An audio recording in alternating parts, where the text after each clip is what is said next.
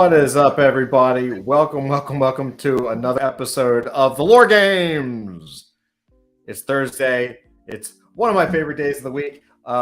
This is, well, why is it my favorite day of the week, you might ask? Well, it's because the Lore Games is our 30,000 foot view of the adult fantasy universe. This is a time for members of the community to come together and actually put forward ideas and thoughts and characters and plots and series.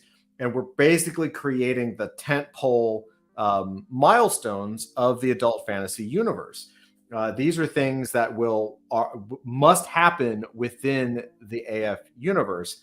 And all of the other stuff that happens from here on out will basically be to hit these 2 points. So if you want to know what a tentpole event is, you can think of Endgame or Infinity Gauntlet from Marvel. You can think of Secret Wars, which is also there.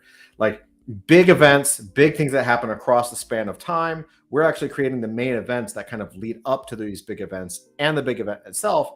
And then as we drill down further in future episodes and in future tools that we're going to be rolling out to the community, we'll be filling in those blanks. And these are the things that we will use to develop all of the characters. And so we actually are at a brand new point in the game, which is a lot of fun. So before we do that, before I show you the game and show you where we are, let's talk about tonight. Let's see who we've got here tonight. So you know what? I'll start this way. Damn it, this way right here.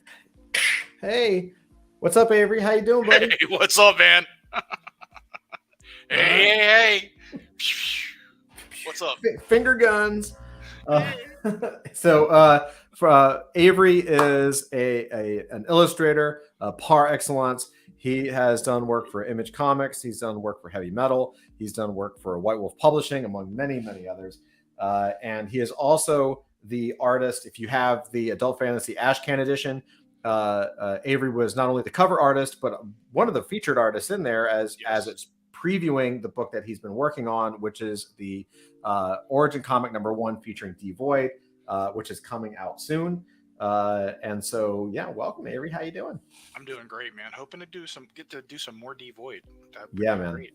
Hey, man, it's up to the public. It's up to the public. Exactly. Please buy. Please buy. Please buy all. Awesome. The book is looking great. The book is looking awesome. In fact, there you go. MK Kronos is in the chat. What's up, MK? How you doing? He says, excellent. Nice work on the Ashcan. Thank you. MK is awesome. I had the chance to meet him in New York. Welcome, sir. Welcome, Willie D. How are you? Everybody doing wonderful. Let's see. Below me right here, we have the impeccable Andrew Charper. What's up, man? How are you? I was wondering why it stinks down here, man. Sorry. I had burritos. That explains a lot. Yeah, I'm sorry. Phew. So Andrew is also a very established independent creator. He's written and illustrated a number of graphic novels. His latest graphic novel is called Hero, which he is on volume 3 of. He's phenomenal. And he's also the owner of the retail store Misfit Corner Comics in Jacksonville, Florida. You guys know I am totally partial to it, but I do think that Misfit Corner Comics is one of the best comic shops in Florida, at least North Florida for sure. They specialize in back issues. And so, man, you get those cheap back issues. He knows half the comics that I have over here, you can't even see it. I have a whole stack over here. Every time I go to Jacksonville, I head over to Andrew's shop and I just load up, and it's a lot of fun. What's up, Andrew? How you doing? I'm so glad I know for sure that my check cleared. Thank you. Very tired, but good to go.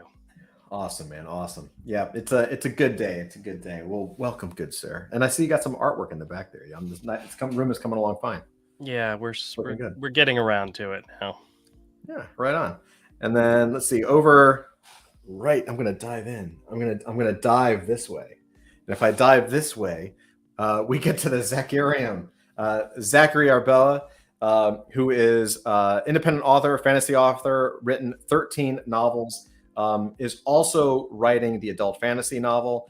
And if you're like, well, what is the adult fantasy novel? Well, that was actually chosen by you guys. The Lore Games ended up producing our first story, and it turned out to be exactly what was needed for inspiration for Zachary to write a novel. So thank you guys out there for voting and telling us what you think, and for participating and helping us do the story. We'll take a look at it really quick in just a second here. Zach, how you doing? I don't know. Ask me in about an hour once the Red Bull and rum fully cooked. Awesome. You're just like the South Florida or the Central Florida Jack Kerouac. Yeah. I aspire to hating on hippies and drinking myself to death. Sounds good. That's awesome. At least you have goals and dreams. And yes, a man must have goals and dreams, and boundless hate for long hairs. That's right. At this point, I just hate anybody with hair. Yeah. It's jealousy. Midlife story. Yeah. Yeah. What's up, Carrots? Welcome. How are you? Shout out to Dusty so he doesn't feel bad. Dusty doesn't even get a mention in the live streams anymore. Dusty, you get a mention all the time. What's up, Dusty? We love you. You know we do. I know he's just kidding. Look at that. He's even put a carrot in there for Carrots. What's up? And MK is also less LFG Dusty. All right, my bad. I can't leave Dusty out. I am sorry. I apologize. So let's jump in. Let's see where we are. Let's see where we left off. So I'm going to give just like a brief history so we can kind of catch up and see where we're going, because tonight is actually the start of a new chapter. We're going to have some decisions to make. So this is where it all started. We started with a large, because this is what always happens on this, which is why I changed to a different app. So what we did is we started creating periods across time. So this was the very first stage, the very first thing that we did. And across the top, we just came with interesting periods in time. No thought, no like major things, just rolling off the top. The Globe Awakens, Are You Sure? The Auditors of Destiny, her name was Jurassica. Just kind of coming up with stories. And then as we moved south, we created inside of the period, we played a game where we could create events and scenes inside of that. And what happens is you start to generate stories. So we ended up having all of these stories across time. Now, not all of these stories are great, and not all of these stories are finished. It was a way for us to brainstorm and kind of see as a group, like as a community, what did we like? What do we not like? How does it work? How does it not work? And what ended up happening is after we did this, we started to focus, and we focused on a story called Blood and Metal. We started to dive in to one of the stories, and we went pretty deep. In fact, we went so deep into it that we basically did a story clock, which is 8 beats, a basic story clock. And then we went even further and developed a complete beat sheet. And we actually even moved it over here so that we could really see everything. So these first two columns, the first column is basically these two columns right here put together.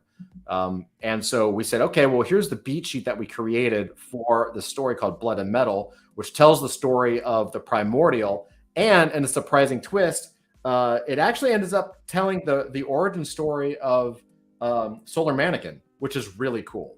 And of course, that's a spoiler because you don't actually learn that until the end. But, we're all family here. It's all good. And that's what this is about. And so what we did is we worked on the beat sheet and filled this out. A beat sheet is basically every single thing that must happen within a modern story. So your Act 1, Act 2, Act 3, your trials, and it's the hero's journey, basically. And then we moved across, and we started to do really simple beat sheets for the main characters. So we had the general, the seeress, the queen, the primordial, and the king. And with this, we basically have everything that we need for a complete story.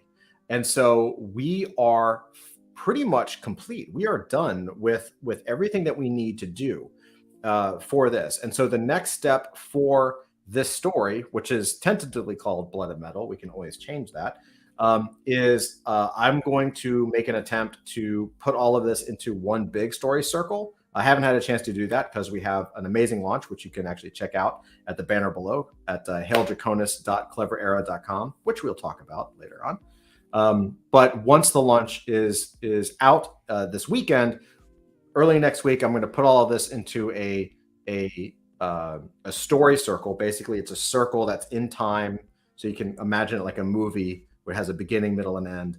And we'll have all the beats on that document. I will pass that over to Zach, and Zach will have everything he needs to start doing an outline, which is great. So he will be off and he will be running. And that leaves us with a decision tonight, which is what should we do next? We conquered Blood and Metal. I think we all agree that Blood and Metal is a really cool story. I'm excited by it. It's really good, in my humble opinion. We have a number of things we can do. So here's my questions for everyone here, everyone on the panel here, everyone in chat. Here's my question. We can either jump back into Utgar's Chronicles. We can kind of get a refresh on some of the ideas and see if there's something there that we want to dive into, or we can just go in a completely different direction if you want, and maybe pick a couple of characters from the adult fantasy universe, and then try to come to it. Carrots actually has a great question. Carrot says, "Is there a way to access the Blood and Metal document after the fact?" There is. I believe it's actually in Discord. It is a public link. So if you guys, Dusty, if you can drop a link into chat, or I can post it. In fact, you know what I think I can do that now. Here, give me 1 second. I don't want to dox anybody here. So let me just hide this for a second. And I'll let me see if I have the share and get the share to the web copy. Okay. Dusty says it's in the Lore Games channel. Boop. There you go. Yeah. Please check it out, Carrots. I think you'll really dig it. Oh, and there I go. Doxing everybody. Cool. That's awesome. There you go. That's nice. Well, we'll cut that part out. It's fine. Anyway, so we have a couple of decisions to make. The decision is, do we want to start with a new character and new characters, or do we want to jump back into Gloamquake and kind of check out what's going on? What do you guys think? I'm up for either one. I would like to look at the Gloamquake and see if we can find any gold and that there stuff. Cool. Eating nuggets. Nuggies. Let's look at the golden nuggies. I think that's actually a good idea, and we can always swap characters. You know, and in fact, with we've got some great people in chat too, and so we can, as we go through this and kind of talk about it, we can just say, well, that idea might be cool, but those characters don't fit. Let's put someone else in. So let's go ahead and maybe we'll do that tonight. We'll just start reviewing this and kind of pick the new characters and pick a new direction. Sounds good to me. So the first one is the Globe Awakens. So Stanwell I'll just read this stuff. We might take turns just so I don't blow my voice out. But the Globe Awakens. Stanwell foresees a disturbance in the universe and begins to work on the Glow Dome, a device to protect the city from the catastrophe, which is eventually given to General Steel to use. It's untested and unreliable due to Stanwell's breakup with Pink Wasp while he was developing the dome. He turns it over and leaves the planet. And then we have some, I'll skip the scenes for now. Welcome to Brooklyn. What happens before the Primordial Awakens? What are the hipsters trying to achieve, and what did they accomplish? D Void causes havoc. So there's an event where D Void gets noticed by Cobalt Fox. Steel hears about D Void from Cobalt Fox. He summons his team. He's got some characters that he brings in, and then the team happens to be basically a bunch of misfits, sort of the bottom of the barrel, because I don't know, the X-Men of the universe are busy doing something else. the cult, this is a cult. The cult reaches Gowanus and are ambushed by Devoid, who has been sent to stop a relatively low-level interstellar crime syndicate boss. The Globe is set off by accident. As the Globe begins to activate, universes begin to merge. This is part of the Globe construction process. Once the Globe is complete, the universes will diverge. While the Globe is starting up, Devoid kills her target only to realize it's a version of her target from another timeline.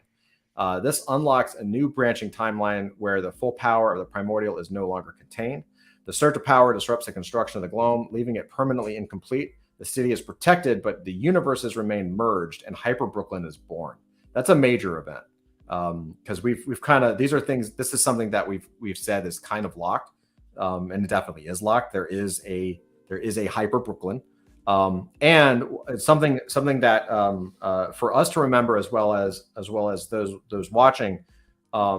It was through events like this, and when we get to like the big battle thing that the battle planet that we talked about, it was Devoid had a moment. We ended up, this is actually some cool behind the scenes stuff.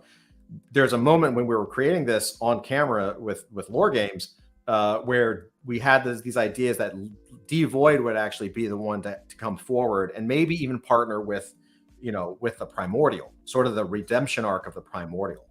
And so that triggered two things. We liked the idea so much that triggered two things.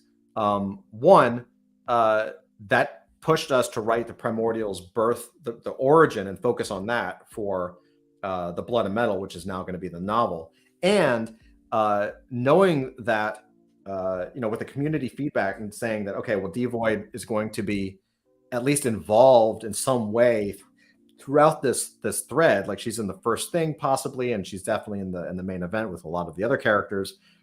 That's what triggered her being the first origin comic, right? So we're starting to plant the seeds in the universe now, pushing stuff out there that's tied from the community creating and kind of pitching in to create like what's going on. So I'm refreshing my own memory as we do this stuff too, right? Because it's been a minute because we focused on Blood and Metal for a while. Let's see. The Hyper Brooklyn is born. Unknown to everyone in Brooklyn and Hyper Brooklyn, a third Brooklyn is formed underneath the surface of Hyper Brooklyn called Under Brooklyn. Under Brooklyn is filled with nightmare monsters, demons, and more horrible creatures, and warped version of everyone above. Slowly, those horrors start to leak out into Hyper Brooklyn. The occult hipsters think the appearance of these demons are their doing, but it's much, much bigger than that. Dun, dun, dun. There's the event known as the Great Smushioning. The Great Smushioning is basically when the glow dome, which creates a trans-dimensional shield around Brooklyn, but this also has two side effects due to Stanwell's inebriation. First, it creates an alternate reality into which Brooklyn is duplicated and pulled along with the primordial. Second, every other alternate Brooklyn spread across the multiverse is grabbed and pulled into an ultra Brooklyn as well. The people living there find themselves merged with their alternate selves.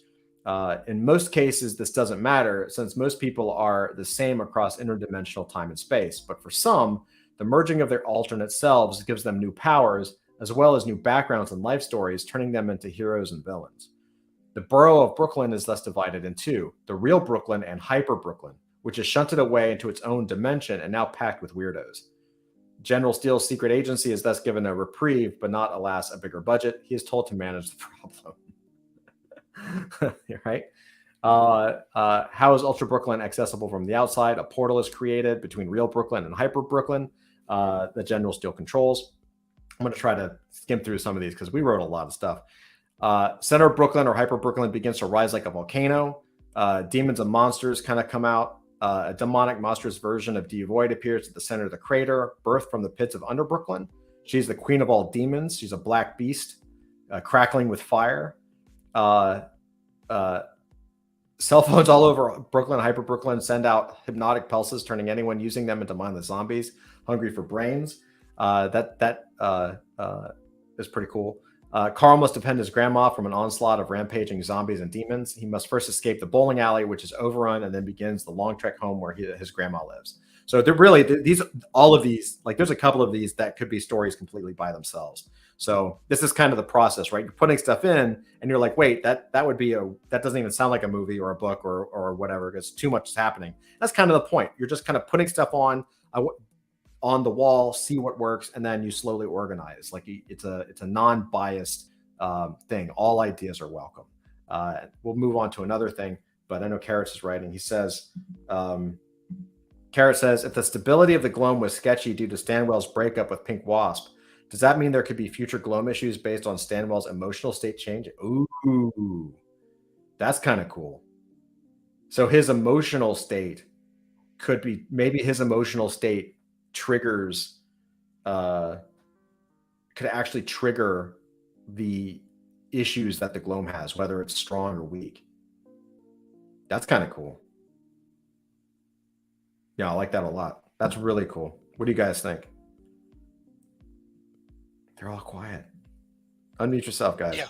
I think it would be a good idea because it will give us kind of a setup for the universe, which would allow us to build on stuff that comes after. Yeah, I'm going to add that to the board just to have it. If you don't mind there, Carrots. I'll just put it on Globe Awakens. We'll organize and push later. That's what this is kind of for. Their whole world and universe can be affected by one dude's mood swings. Right? Which is actually kind of funny because Stanwell is basically Mr. Fantastic. Like, I mean, among other things, but he kind of is the science lead. Yeah. And so I've always thought that Mr. Fantastic would be like a real but cross with Legion. Yes, exactly. Like or it's hard to type and talk. Hold on. With Pink Wasp. That could be issues based on Stanwell's emotional state.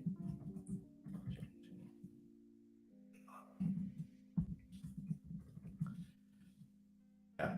And what's really cool about that is I also, with Mr. Fantastic, my favorite type of Mr. Fantastic character is this, like, he's so brilliant that he lives in his head so much that he forgets about life and he forgets about other people. He forgets about his wife.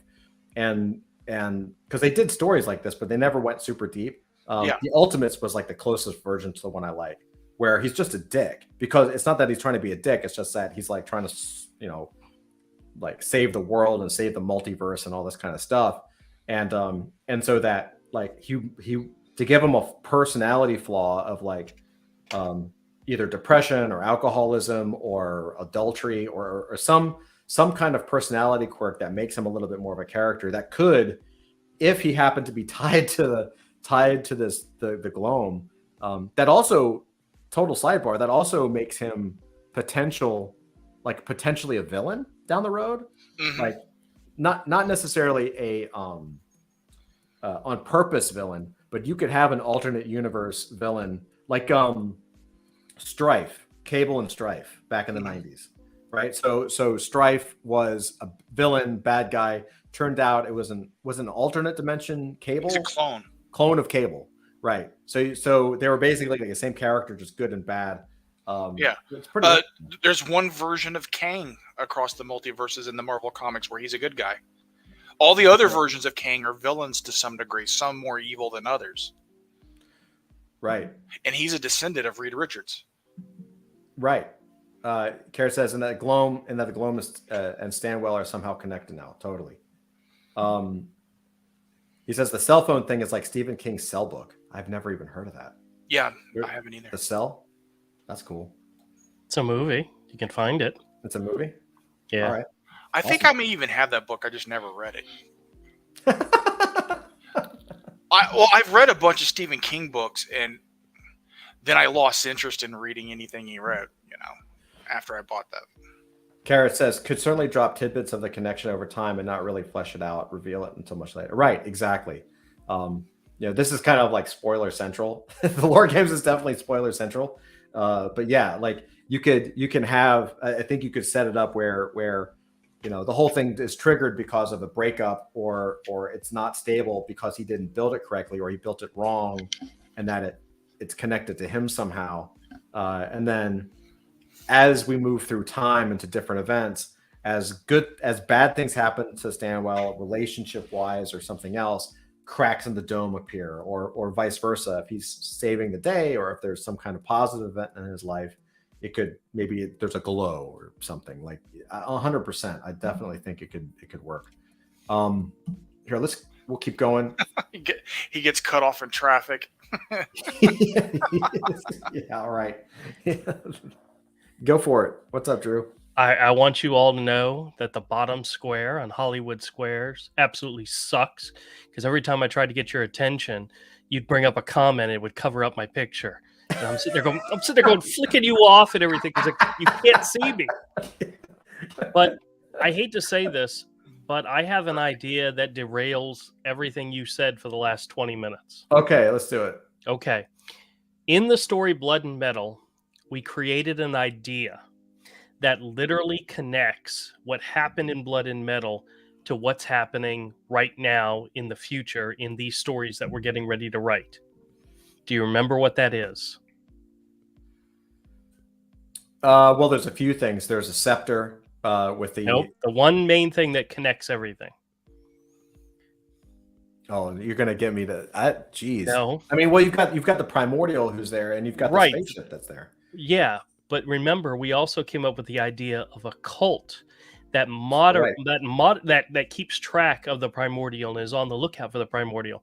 And one of the things that we mentioned is that throughout time, the group may splinter into, somebody comes up with a different idea and they splinter and become something else. Mm-hmm. Kind of like a Marvel reference would be AIM, created to create advanced technology, and then splinters off, and part of it becomes Hydra, and then a part of that splinters off and becomes something else. Something that we can do is create the story of the cult through time and kind of explain where they are when these stories take place and who they affect and so forth. Oh, Jesus Christ. Like Jesus. Kitten. Cool. Oh. Kitten, she climbs up my leg to get up on my desk because she can't jump up on the desk. What I was thinking was maybe we could start throwing out some ideas of where the cult is at throughout history. Because the story of the Globe Dome and all takes place kind of technically what we would consider modern history right now. Yeah, I would say that's the biggest triggering event for the universe. Yeah, the Primordial story takes place in ancient times. We had to put a date on it. I don't know, when was Conan? Kind of in those time frames. Mm-hmm. So where is the thing that connects that story to this story? Where has it been and where has it gone? And we could literally go century by century and just throw out ideas on what happened and so forth. But I think that one of the things we talked about when we talked about the cult is that in the current times, it's still around. But it may have, parts of it may have different ideas of what it's there to do and how it can affect the story that we're telling now.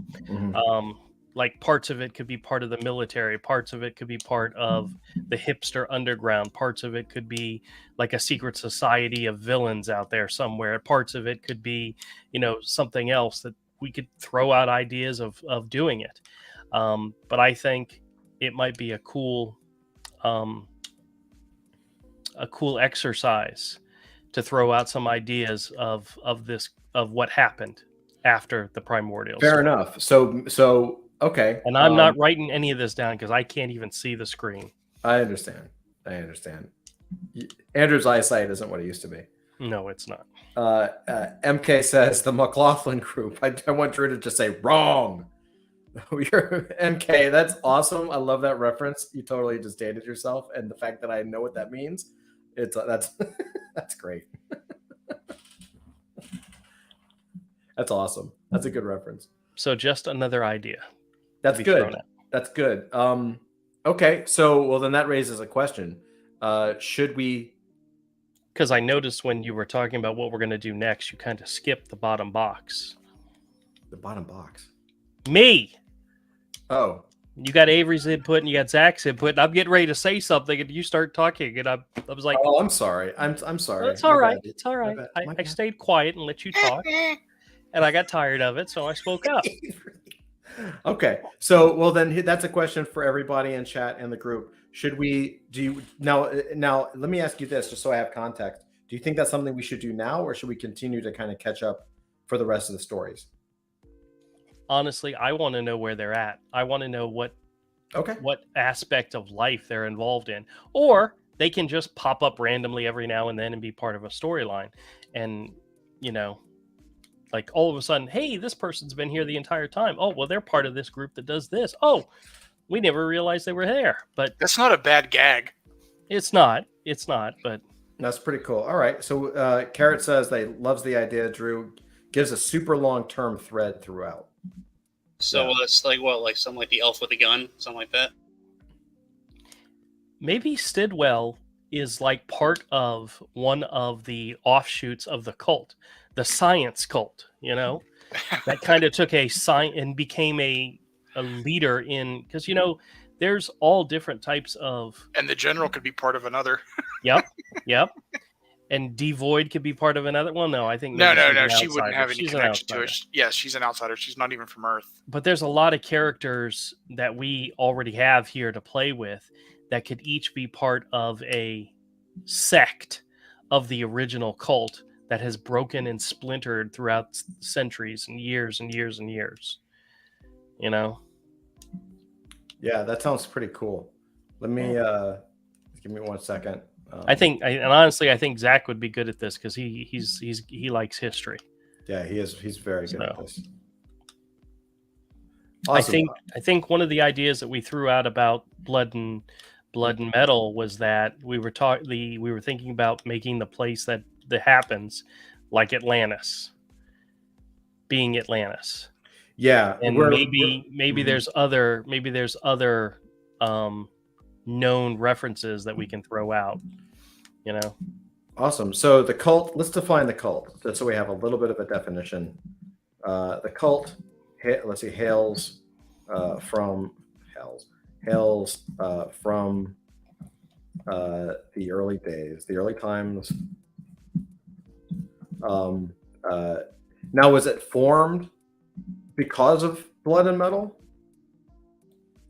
Yeah, wasn't one of the ideas that we had is that when the primordial, at the end of Blood and Metal, when the primordial goes to hibernate, whoever survived, and I don't think we ever discussed who actually survives, knows that this thing is going to come back and builds a group. And do they have the spear? Do they have the weapon or the scepter or whatever it is? Because that was another idea that they. Well, I think we can. I think we don't even have to. We don't even have to define that. We can disclose that over time. I actually have an idea on that.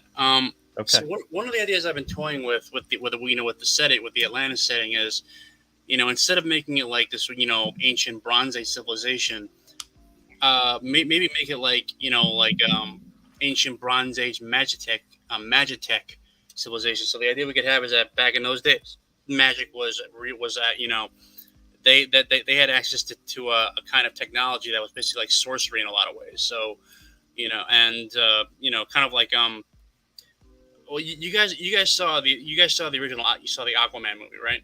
And there was that scene in the beginning where they showed the history of Atlantis in the DC universe as kind of like being an advanced civilization. So maybe what the cult is that it's magic, but they like maybe it's like they're basically a group that investigates lost civilizations like Atlantis and collects their artifacts and tries to make use of them.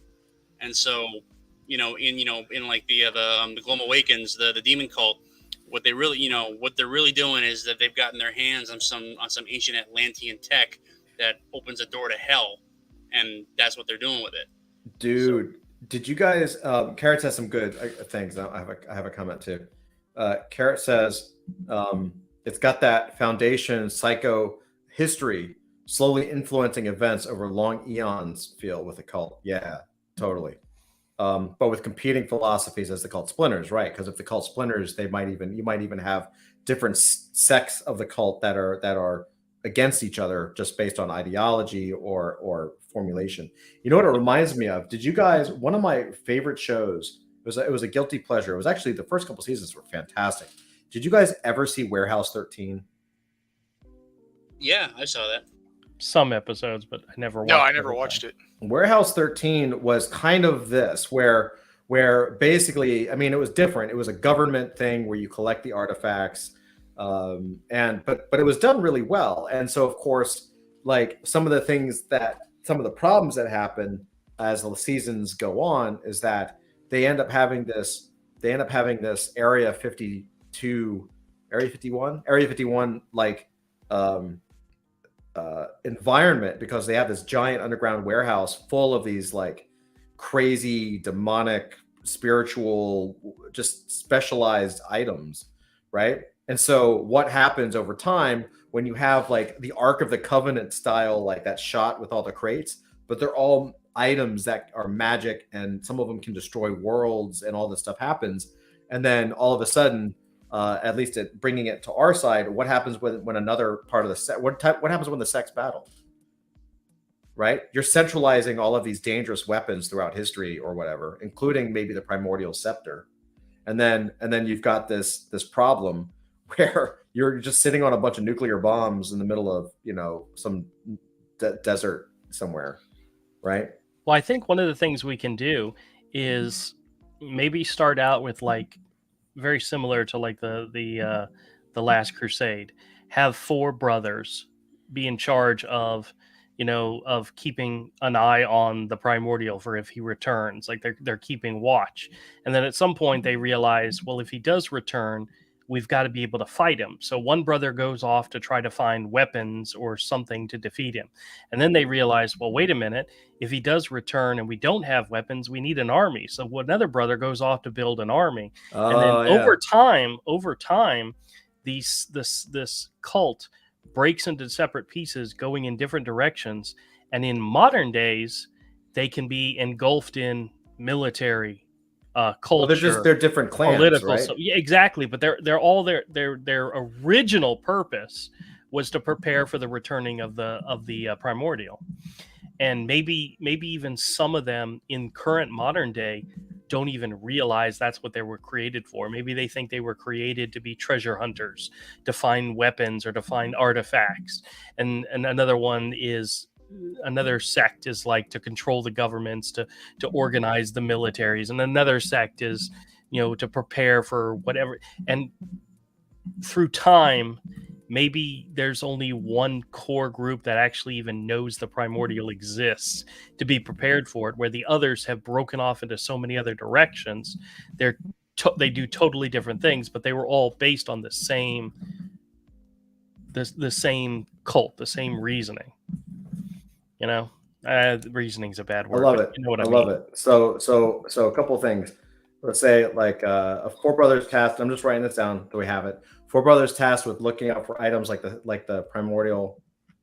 No, originally just keeping watch, knowing that it's going to return. It's going to awaken from its hibernation and be prepared for that.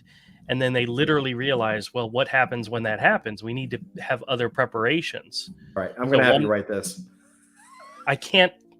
You can't do it. Okay. All right. I'm really bad. I can come up with stuff and I can talk. No. As long as you can put up with me trying to slowly type. 4 brothers tasked with keeping watch for the primordials. Return, emergence, whatever. Return. That's fine. Right. Now we don't have to be. They don't even have to spell correctly. Nope. One brother leaves, right? One brother goes to, you said, build an army. Find one to find weapons to defend against defend against it. And then they realize, well, what if we don't have weapons? We need to have an army. So the second one goes to build an army. And then maybe the third one, I don't know, something about politics, you know, to get the masses behind them, not just the military, but the people behind them. And then the fourth one stays behind to keep watch. And it's a generational thing. Their ancestors and their children and their descendants take over their roles. And the more children they have, or the more family they have, the wider the cult spreads. And after 1,000 years or 2,000 years, you've got people all over the world involved in one aspect or another of the cult, and some not even realizing why they're doing what they're doing. You know, I like the idea of a group of treasure hunters that are out there searching the world for something, and maybe Stanwell is part of that group, and he has expanded looking for treasure into the universe, not just in our world. And maybe that's why he creates so much of his stuff, is to travel and to explore the universe. But his origin is the group of treasure hunters that were preparing for the primordial, and he may not even know the primordial is even part of it. Maybe there's hints of it over time, but nobody has given it a true name in centuries. So this is interesting. That's an interesting concept. It reminds me, I wrote it down, it reminds me of The Last Crusade meets Kingsman meets Warehouse 13. Oh yeah, there's so many ways we can go with this. I like the idea. The crazy here's the thing that I like about this. And then first, MK says that he loved Warehouse 13. He said Warehouse 13 was great out of the gate. It really was. I don't think it. I mean, even the last season was pretty darn good. I was actually really sad when that show ended. I really liked that show. It was really good. When they start, didn't they change like actors at one point? When that happened, I think it got a little like, but it was really, really a good show. Highly recommended. What I like about this, what's so interesting about this concept, Andrew, is that if it starts with these groups, then if you tie it to the Warehouse 13 concept, where you've got one brother or the lineage of the brother who now has a stockpile of crazy weapons, right? Because that's kind of what we're talking about. One brother goes for the weapons, one goes for the army, one goes for politics, one maybe stays behind and is maybe, I don't know, in a cave somewhere, like who knows. But the weapon side, that ties directly into the Warehouse 13 mystical item genre, right? And so you have that Ark of the Covenant shot where there's just like mystical items and crates everywhere. And then all of a sudden, maybe you have the brothers' descendants who have the army or who have the politics. It'd probably even be better with the politics. The politics comes in and says, we need to capture this. The government should have it, right? Because these are weapons of mass destruction or whatever. And that actually could, maybe that's what triggers. Maybe that directly starts something in there triggers either I don't know if it triggers necessarily the awakening of the primordial at this point, because we're just getting started, although it could happen later on, or it could start to trigger the gloam, right? I think a really easy explanation would be with the four brothers. If you think about it, they have to work together in order to defeat the primordial. The people have to come together. The army has to come together. The weapon hunters have to come together and give the weapons to the army and to the people. But in current modern times, the people that are out there collecting these weapons and tools and so forth don't want to share them. They're immensely powerful, and maybe there's a lot of people that have gained fortune from these things, from finding these things, and they don't want to give them up. Like maybe if somebody who has found the spear or the whatever it is that could kill doesn't want to share it with anybody, doesn't want to let anybody have it. So, I mean, that could lead to a lot of drama in the current time. But one of the other things I was thinking could be really cool is what if the foundations of a lot of stuff that we have in our culture today was founded based on the brothers and their cults. For example, samurais were an offshoot of the warrior hunters, the ones that we're trying to build. Ninjas could be an offshoot of, somebody that went and said, we got to prepare, let's go this direction. There's so many possibilities. There's so many different threads that we could send this out into our story, that I guess what you could say is, in the end, every single person is somehow connected to the idea of preparing for the return of the primordial. Not every person in the entire world, but every person in our main stories, one way or another, even if they don't know it. I kind of like that idea. Like Stanwell, he's a scientist. He's out there always looking to find new things, new technologies. But his entire reasoning, without him knowing it, was to find the weapon that will defeat this primordial that's coming. And he doesn't know that. But he's been searching for it in his entire life. His family or his friends or his whatever. That the ultimate thing is that these four are like the Adam and Eve of the world, but they're the beginning of all the superheroes, all the supervillains, all the militaries, all the politicians, all the culture, all the things that are cool in life started with these four brothers. That's cool. Carrot says, or one that focuses on science and technology. Maybe that's the fourth. Well, I don't think they would have science or technology then, but it could develop into science and technology. Right. Well, the team that the fourth brother that stays behind, maybe that's his lineage goes into science and technology, because any significantly advanced technology is indistinguishable from magic. Yeah. And he says, this is a good direction. Lots of material. Oh yeah. MK says it's almost Black Panther as well, where we have this advanced tech, but we're not doing anything to help people with it. We're just hiding. Yeah, exactly.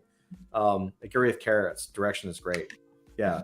So that's great. So let's do all four brothers. So I'll put in here for the one that stays behind. I'll just say that this goes into develops into science and tech. Just so that we have a little bit maybe to extend his life in order to continue monitoring or keeping an eye on it, he has to use magic, and magic and technology, science and technology develop out of that. So you're right, that could be the science part of it. Then I'll put an E.G. Black Panther. I want to be one of the treasure hunters. That's the group I want to be in. I would love to do that. That'd be awesome. Avery could be the military. I think he would easily fit in that. Well, wait, which one are the treasure? You've got one that's the weapons hunters are the treasure hunters. Right, gotcha. Right. Zach would fit in the politicians very well. He can talk and he's good at that. And you'd be the one that sits around and just watches everybody. The watcher. I'm cool with that. Yeah. Carrot says true science would not exist early on and would have to be an extension of something else. Yeah, we can figure that out though. I think it makes sense. You're basically saying it's interesting. It's also ties directly into Adam and Eve, right? You're creating the base legs of culture. You're basically saying all of culture, modern culture, comes from these four people, right?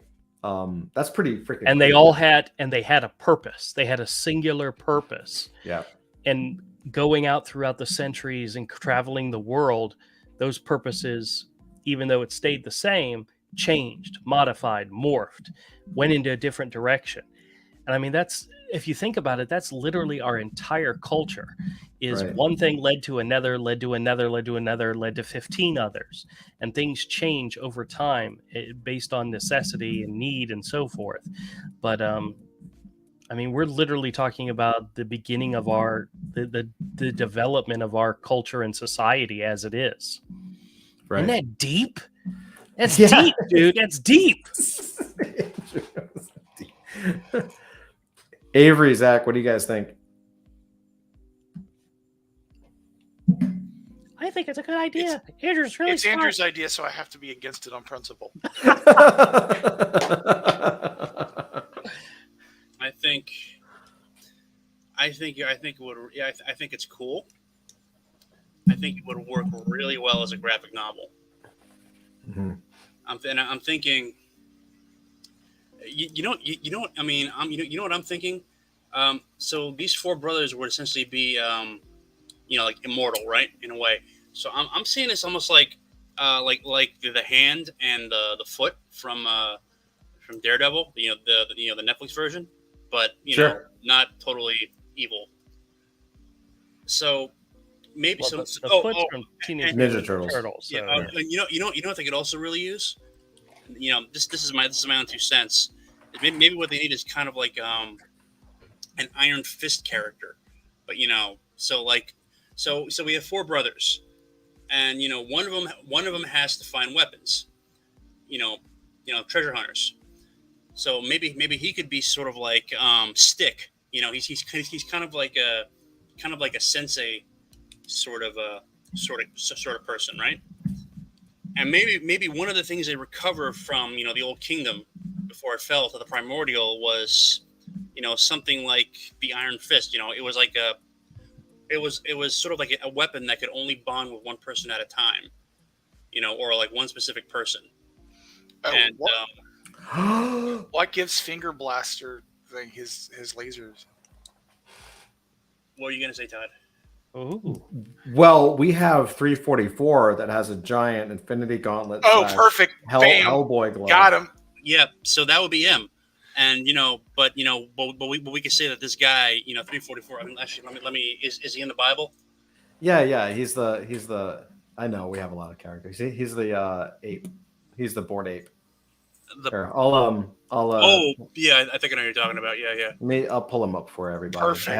I've got. I know who you're talking about. Perfect. Yeah. So so what we could say is that during the Great Smushing, he transformed from being a I guess like a bratty kid into the into like being like an ape, and he could be like their Finger Blaster. Yeah, maybe. I see him. Yeah, I see him. I got him right here. Yeah, I mean, I'll pull him up for audience. Just or so like they had access to like an ancient weapon like the gauntlet, and we could say that 344 was the result of a scientific experiment to create the perfect host for this.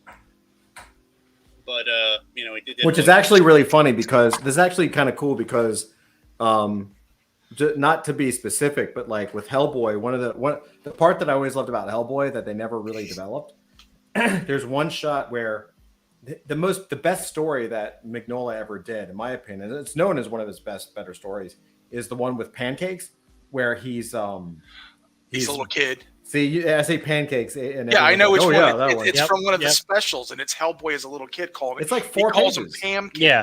He calls them Pancakes. And it's like a 4-page short story. It's basically baby Hellboy. He's come through the portal and he's at the military base. And it's basically like this little father-son thing where here's this character that's supposed to be the demon cometh, right? Like the destroyer of Earth. And all he wants is pancakes. And I've always loved that kind of like, that sort of like, well, here's a character who has all the power. That's kind of what I was thinking of with 344 was like here's a character who has all this power, whether it's like, it's kind of like this, it's signaling Hellboy meets like Infinity Gauntlet or something. And he doesn't care. Like he doesn't want it. He doesn't want to use it. He has the finger snap or whatever, but he doesn't, it's the character that has the power to save everything could give 2 shits about it. Yeah. For those of you out there that are not familiar with the story, because Todd kind of skipped a few beats, but Hellboy as a baby child is being given pancakes for the first time by the professor, who's his father figure, and he eats them and he loves them, and then he shows a shot in hell where the demons in hell are like, no, he's eating the pancakes, we've lost him forever. Yeah. Yeah. It's a fantastic short story, but you're right. It's so good, right? Not the pancakes. No. they're like all the demons are crying. You know. Yeah, I know. He's supposed to be Engun Rama, the right hand of doom, and he eats a pancake and he's lost forever. Yeah. So I guess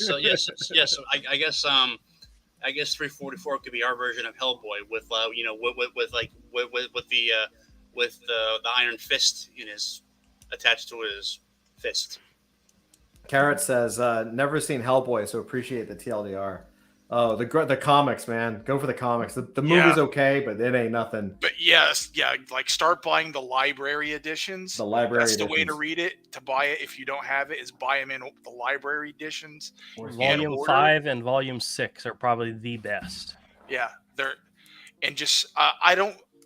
I personally didn't care for all the other BPRD stuff, but the Hellboy main series is by Mike Mignola, and some of them are by Duncan Fagredo. Yeah, that's Volumes 5 and 6 of the library edition. Yeah, those are all-time favorite. All-time favorite. So good. Yeah, so good. Anyway, digress. But back to this idea, yeah. Totally. I think that's really, really good. So basically, this is an interesting twist on the whole thing where you have like 344 becomes the Iron Fist. Zach, do you want to take a shot at this? Do you want to pop in and write some of your thoughts in here? Damn it! I was watching a Bill Burr clip. A Bill Burr. I like Bill Burr. I know. All right, give me a minute. All right. Bill Burr's watching Okay. Bill Burr. Oh shit bags. Let me think. I'm sorry. I thought we were supposed to be paying attention to I don't know. I mean, I know. It's the Lord game. It's fun. It's a D&D night, man. It's totally fun. There's a reason why those two punk asses aren't on camera. Look, I know that's right. I'm looking at stuff on. Never mind. Officially, and if anyone from the FBI asks, it was a clip by Bill Burr. I don't want to say what it actually was because I don't want you guys to get arrested. But just so you know, if anyone approaches you in the next 3 months and asks if I was anywhere, if I was ever in Cameroon, I was not. I was in Burkina Faso. Oh my gosh. And I know nothing about certain events that happened there that resulted in considerable property damage. Although no loss of life. Let me be very clear: there will be no loss of life. But again, I was never there. I was in Burkina Faso. No, I was in Burkina Faso, looking for gorillas. Love the tangent. So nice. All right, give me a minute. All right. Let me write all right, no worries. So I'll just type something. So basically, we're talking about while he's getting ready, because I know he's got to click the link. Basically, we're talking about. Yeah. I was listening. All right. So, okay. Cult. What is the cult's secret weapon?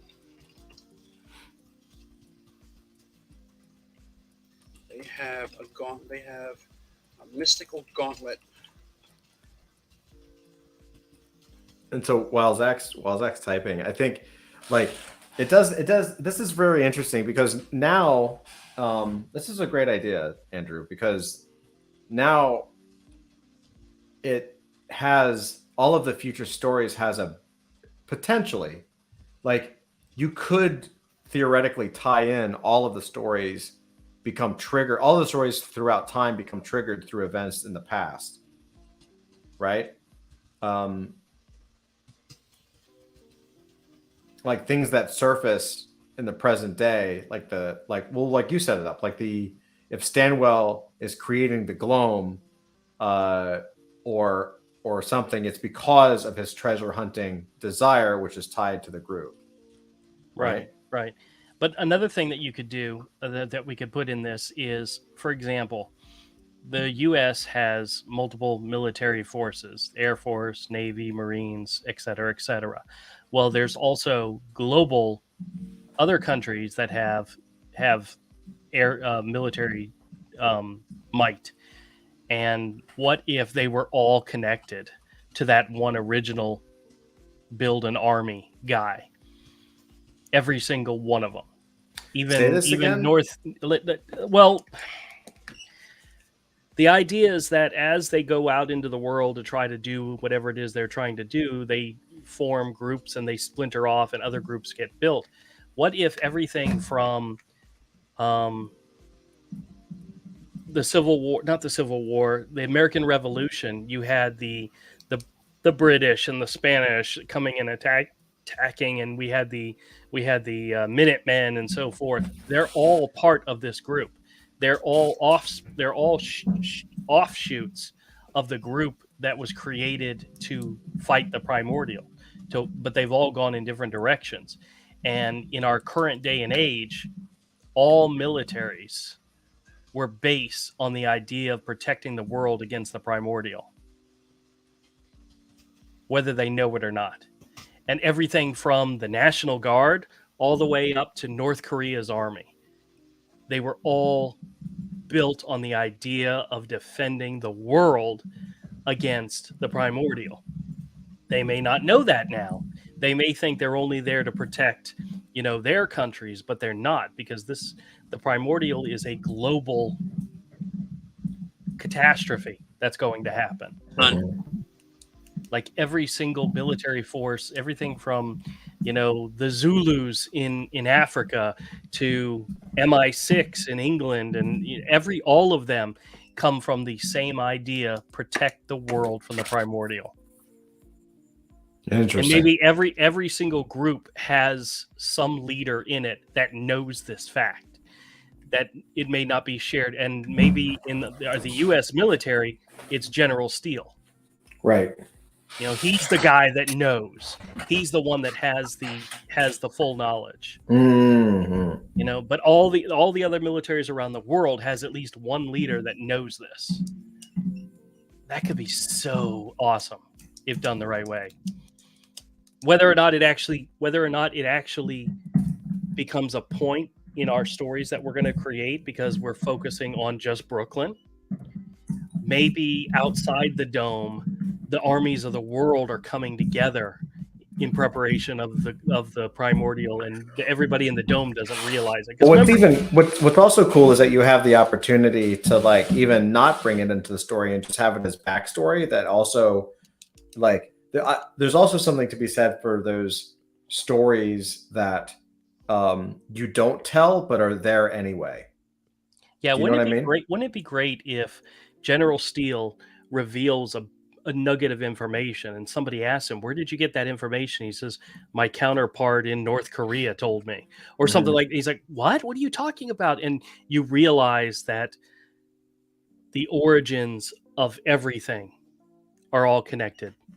Awesome. Let's read what Zach wrote. He says, what is the cult's secret weapon? They have a mystical gauntlet from the ancient kingdom that gives powerful abilities to the being who has it.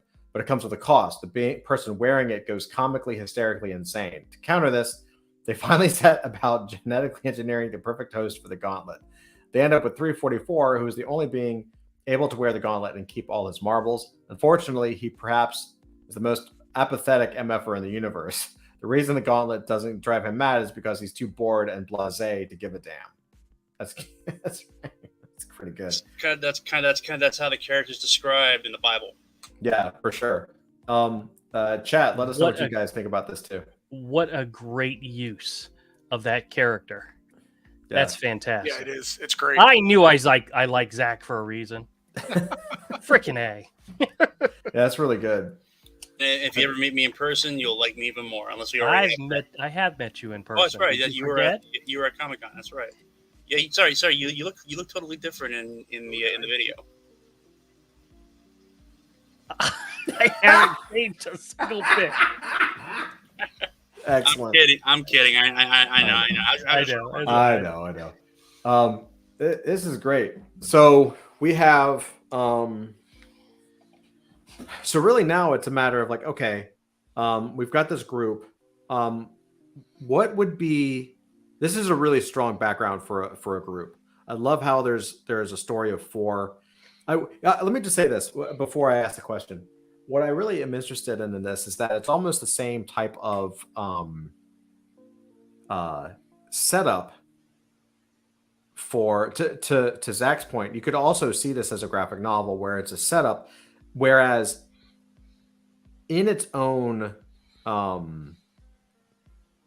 bucket, it almost feels completely disconnected. If you didn't know better, it almost feels completely disconnected from the Blood and Metal story, right? Like you could write this in a way where it almost feels like a completely independent thing, right? Like you don't have to mention the primordial. You could just say this world crushing force, right? Like it's one of those. What I like about this is that it's set up in a way. It has a structure of which it could be a completely independent story or a series of stories, and then over the course of time, it's revealed that it was the primordial that is actually the focus of their angst, right? And that's very interesting. This goes back to something Avery said at one point. Remember how he was saying that through time, the actual story gets changed, so the real story isn't out there anymore. Mm-hmm. If you think about it, if we began this book with 4 brothers being tasked with guarding something from a massive evil that's supposed to come from it and destroy the world or whatever, but they decide, one brother needs to go find weapons, another brother needs to go build an army, another brother needs to get the people behind him, and the 4th brother stays behind. You're right. We don't have to mention the primordial at all. Right. Maybe that's because at the time, the person who's telling the story of the 4 brothers doesn't know anything about the primordial. Right. Doesn't know its name, doesn't know where it came from, doesn't know. Blood and metal means absolutely nothing to them because that whole entire story has been lost to time. Lost to time. Exactly. Yeah. Exactly. That's right. Yeah.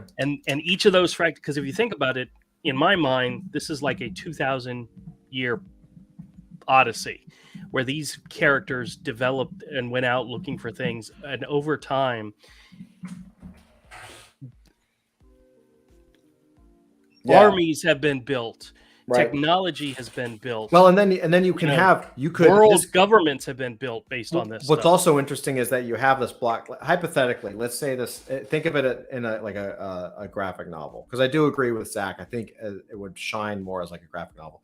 You could have like the intro be the 4 brothers, and then flash forward to today. There's a lot of ways you could set the story up, but throughout the arc of the story, you basically, like at any point in time, now or in the future, anytime you jump forward in time, anytime it's like, you start with like cavemen and then jump to the present day, that gap in time, you can always revisit that at any point in the future and fill in the gap.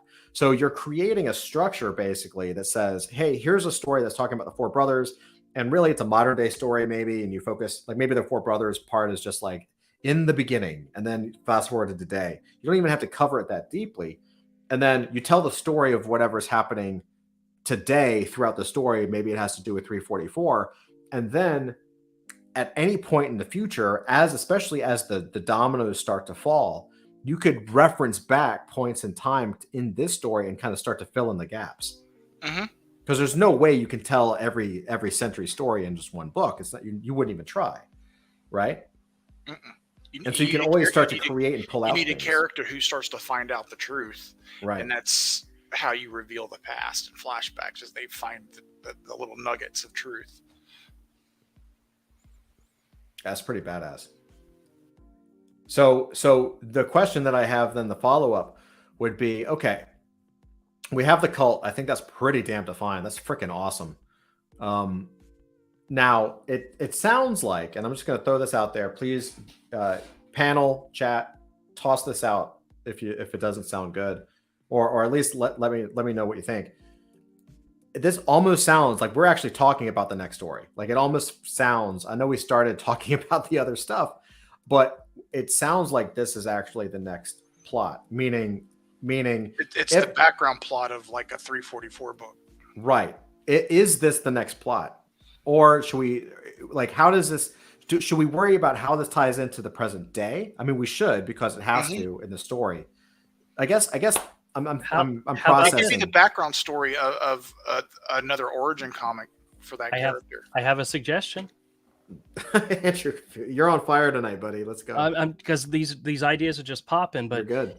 the whole idea of the cult wasn't mine. That was something you guys we all talked about Yeah. early on. So it was just something I remembered. Yeah, that's right. And to be honest with you, when you started to say, what do we do next? My mind went to what happens chronologically next.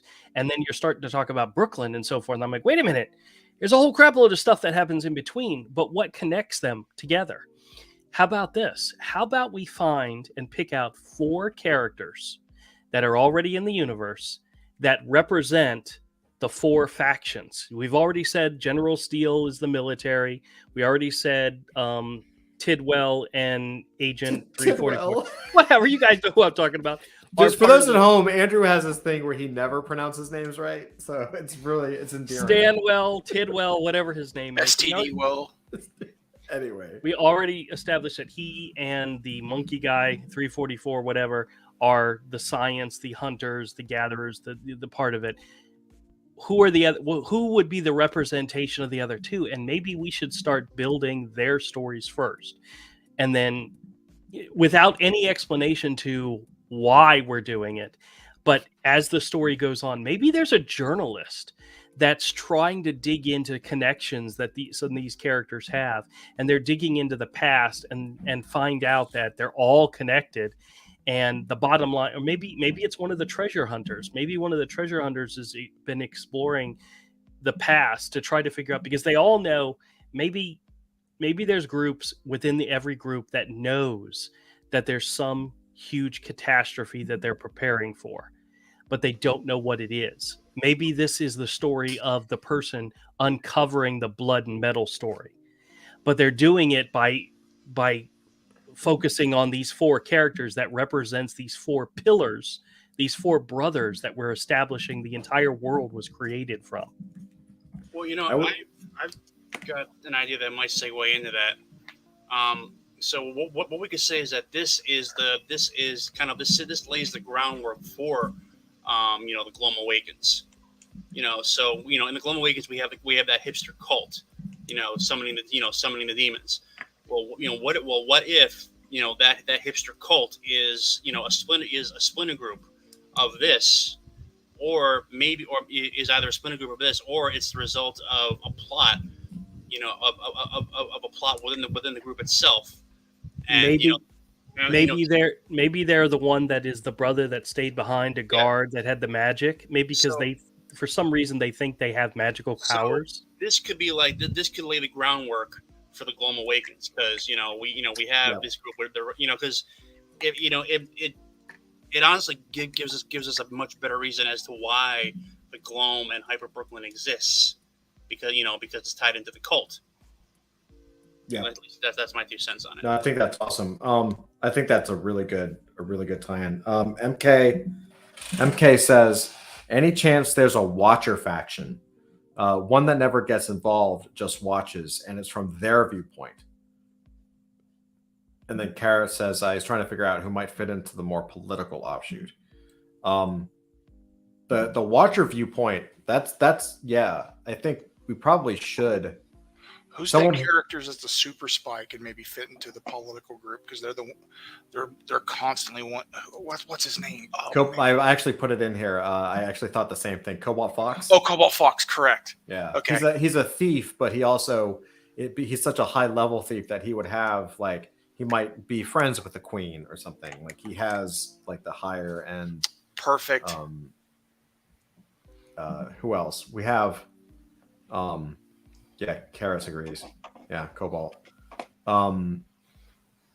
You have the Watcher character is interesting, because I do think there is a potential for someone or something or some entity to be the person that never gets involved. It might not be a character from our Gen 1. It might be a new character. Or it could be the role Solar Mannequin's been playing and hiding. Wait. Andrew is raising his hand, so let me just do this. There we go. Much better. I'm okay. I'm done. There you go.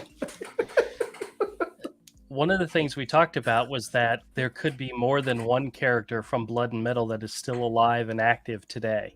Oh yeah, like the Seer or somebody. The Seer, yes. One of the ideas was that the Seer might be part of the Watcher group, and maybe she is a Watcher. Maybe if you think about it, the military is a huge ass group. The political group is a huge group.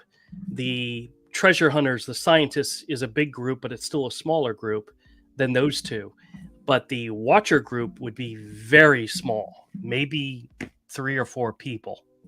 And maybe they're reaching out to try to get a new candidate who's a journalist, but she gets so inquisitive, she wants to know where all this came from. Maybe they reveal to her something that nobody knows about the fact that they've been watching for this thing to happen, and they need people willing to sacrifice and do it for the rest of their lives.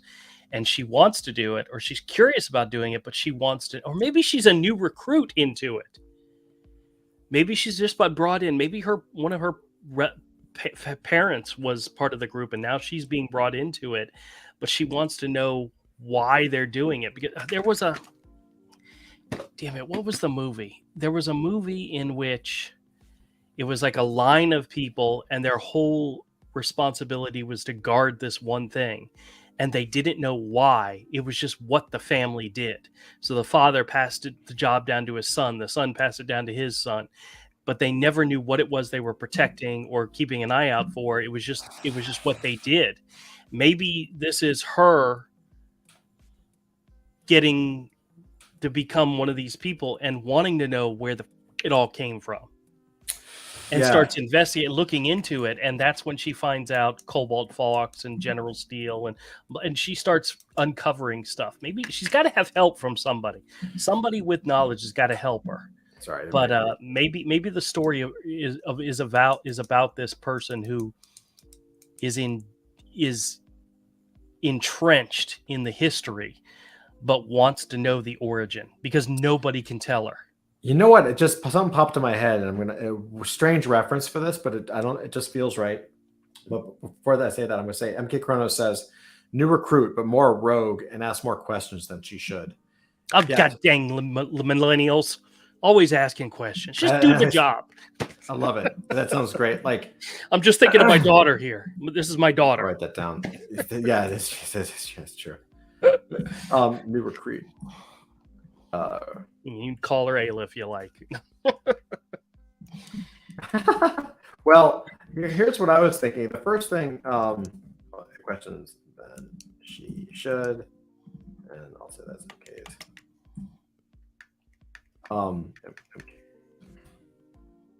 Her mother interesting did it, is her that great grandmother, everybody did it, and it's her job, and she's going to do it, but she wants to know why. Carrot says he's got to take off, but this is real good. We'll watch the last bit tomorrow. Awesome, Carrots. Love you, man. Take care.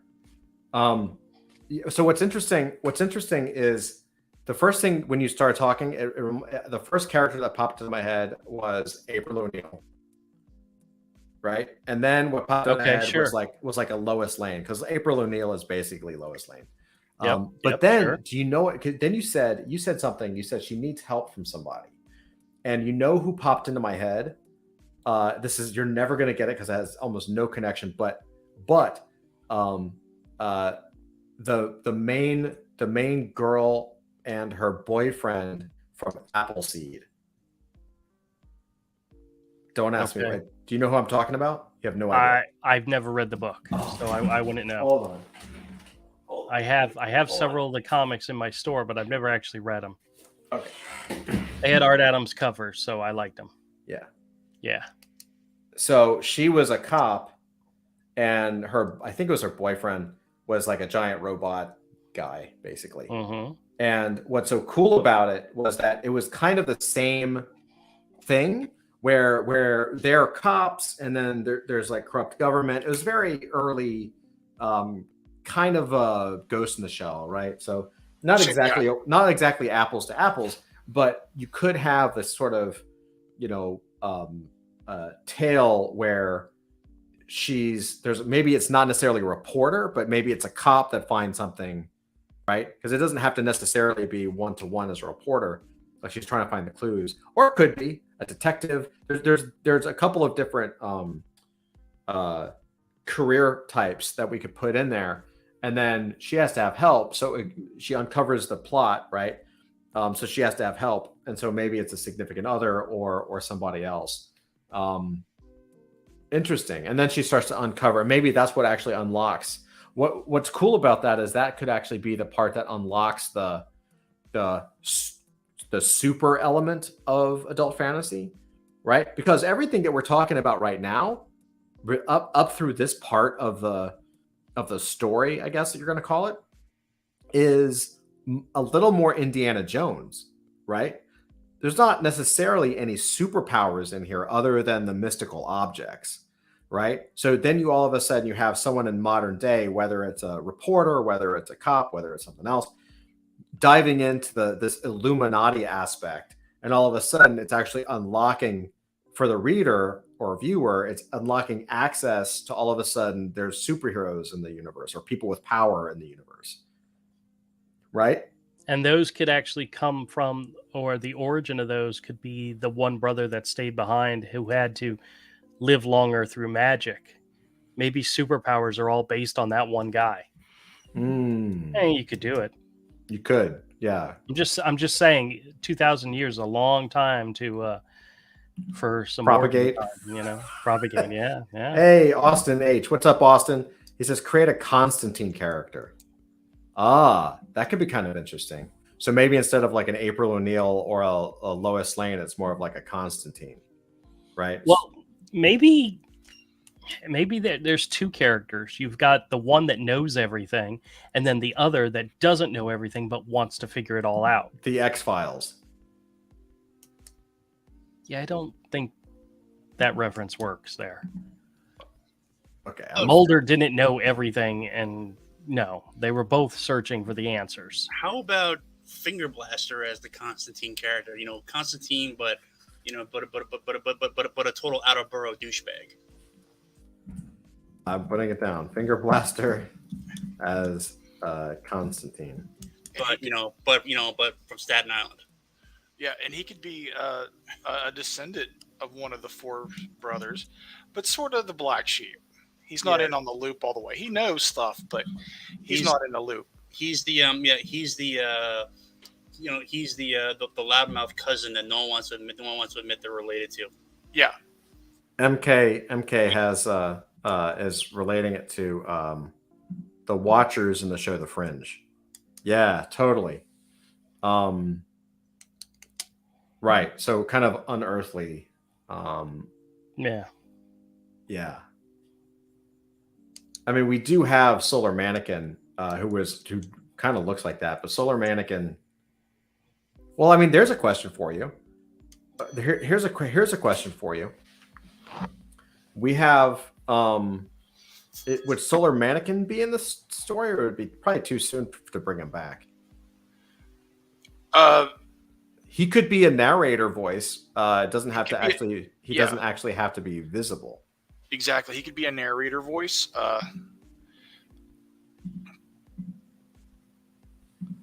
He could have something to do with the Watchers. Right.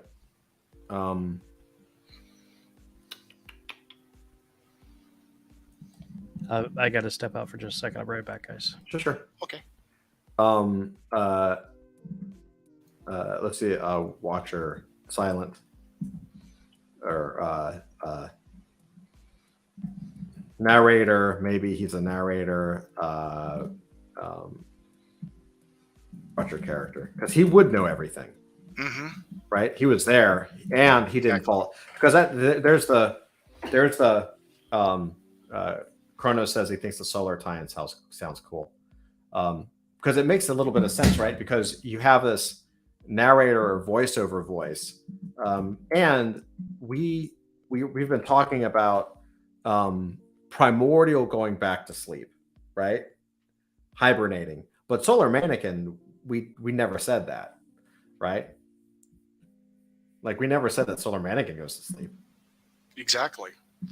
He stayed awake and walking around the whole time.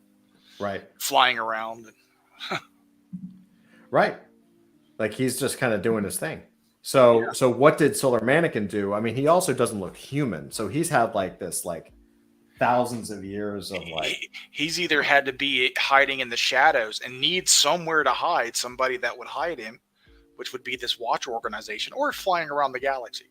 Right. What if he was always gone doing one or the other? He was always one or the other. What if his role is to watch the Watchmen? Right, that's what we supposed to oversee. Well, I'm sorry, I had to step away. Yeah. Who watches the Watchmen? Yeah, sure. I'll even add watch the Watchmen. That's exactly right. Because we thought about like we were like, well, we talked about, just to catch up, Drew. I don't know what you heard, but basically we said like, wait, we said the primordial went to sleep into slumber and a hibernation, but not the Solar Mannequin. And so we could have Solar Mannequin in the story, but not even as himself. He could just be the voiceover character. He's the one that knows everything because he literally was there. You know, he's the source. Oh, okay. Austin's Dude Man. What's up, Dude Man? What's up, brother? What if primordial is the eternal consciousness that's backfilling the Watchman's narration? What if the primordial is the eternal consciousness that's backfilling the Watchman's narration? Interesting. So it's the primordial is the watcher. The primordial's consciousness backfilling the Watchman's narration. So that's kind of an interesting concept too.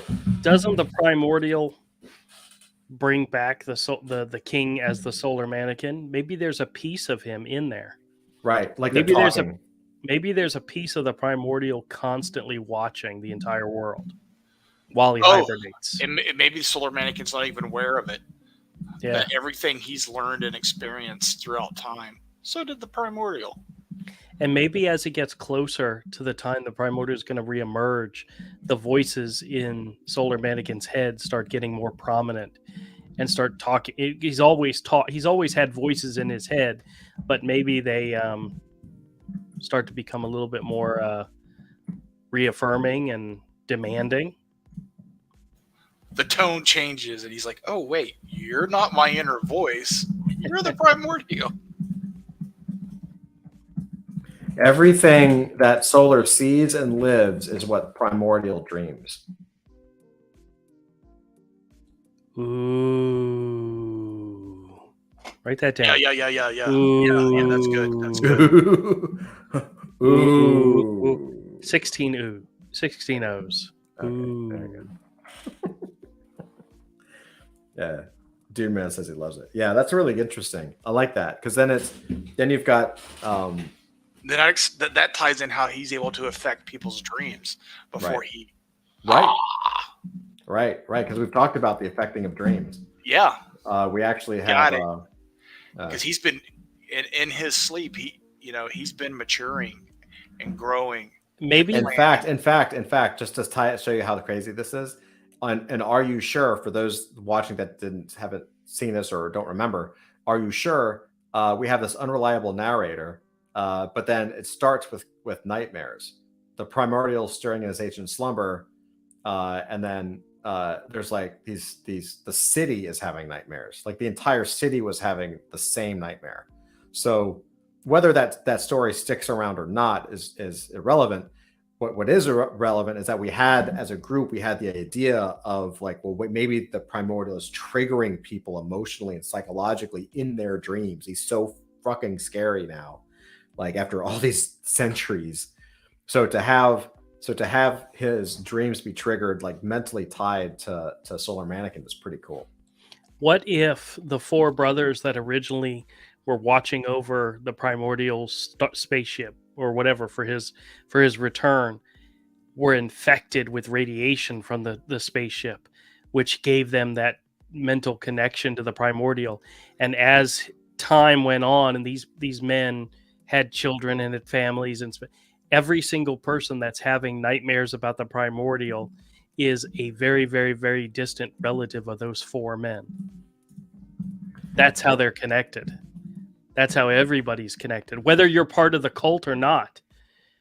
If somewhere in your lineage, your great grandfather was a treasure hunter, and his offspring decided not to do that or whatever, and you were the offspring centuries later, you've still got that gene, you've still got that connection to the primordial, and you're having nightmares and you have no idea why. Ooh, maybe that's the reason Not you bad. could bring a character in who's not connected to anybody wanting to answer questions because they're having nightmares, they're having dreams about the primordial. Oh hell, that could be the beginning of a whole thing that connects everything. Mhm. And maybe they go out, maybe that person goes out to find other people who are having these same dreams, and come to find out there's a hell of a lot more. Yeah, this story's coming a long way from loogie liquor and omnibuses. I'm glad we've evolved.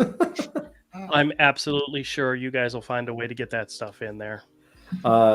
Dude Man says, is there an anti-primordial, a hive mind for good? Maybe he's the Watchman. Well, didn't part of the idea was that there's going to be something even worse than the primordial coming, and the primordial, in order to Yes, so, omnibusy becomes the good guy.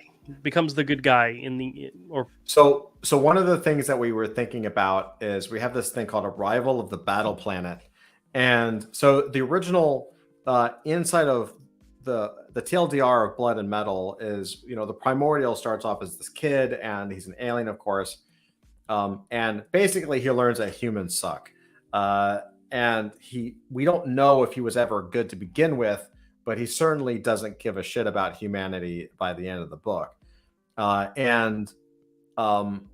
While we were before Blood and Metal, when we were writing this Arrival of the Battle Planet, what we ended up, without going into all of this, one of the things that came out of Arrival of the Battle Planet was like, maybe the primordial at this point, actually, maybe it's his redemption arc, where the primordial is actually sides with humanity to fight an even greater threat, right?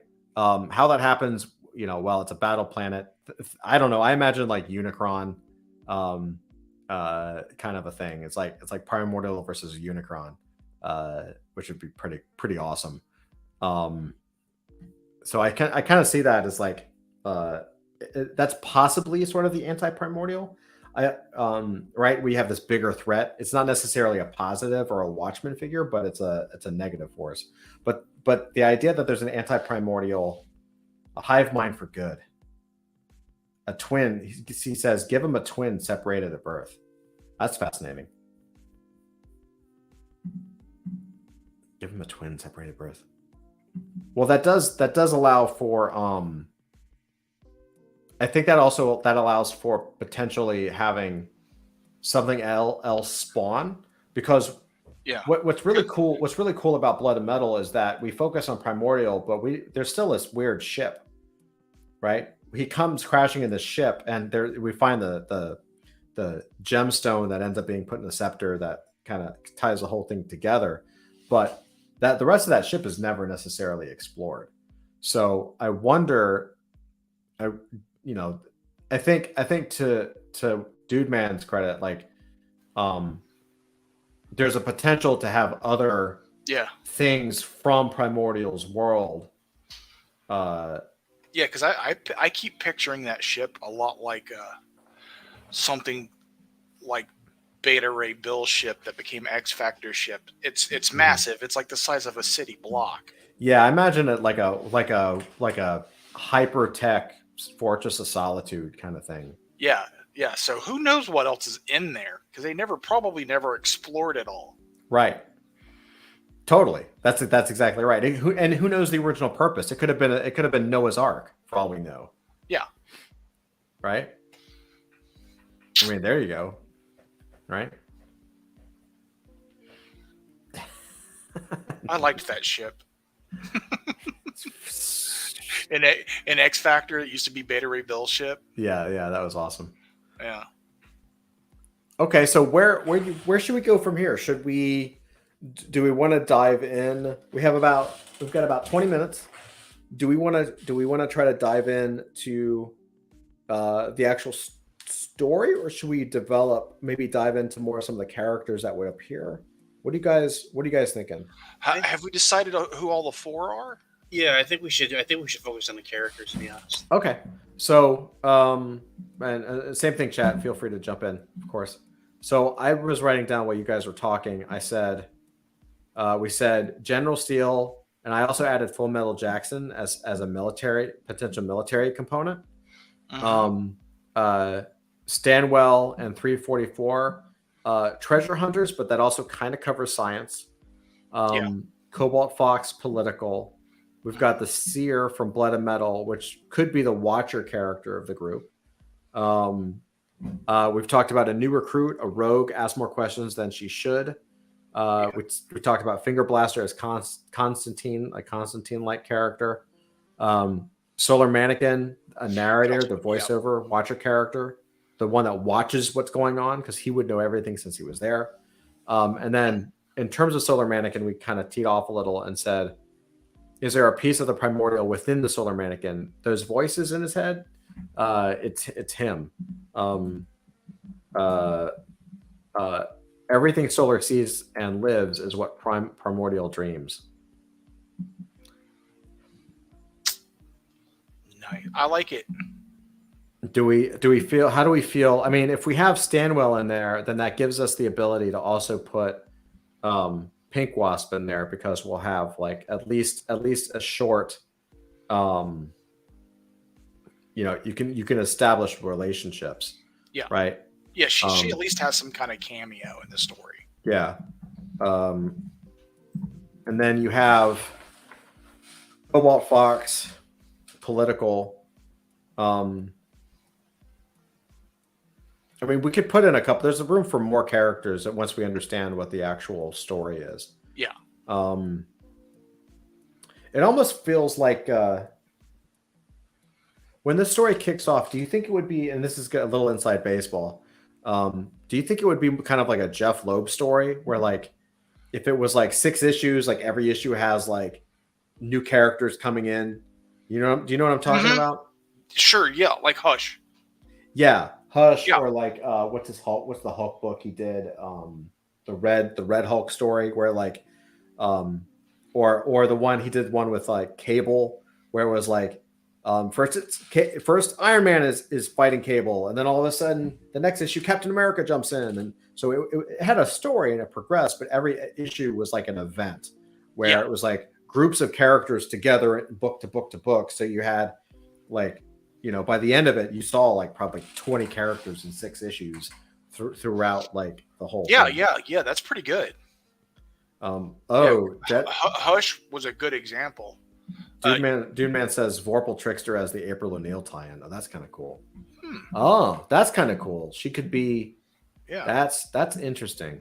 If we do this as a graphic novel, though, Zach writes it. You pencil it. I'll ink it and color it.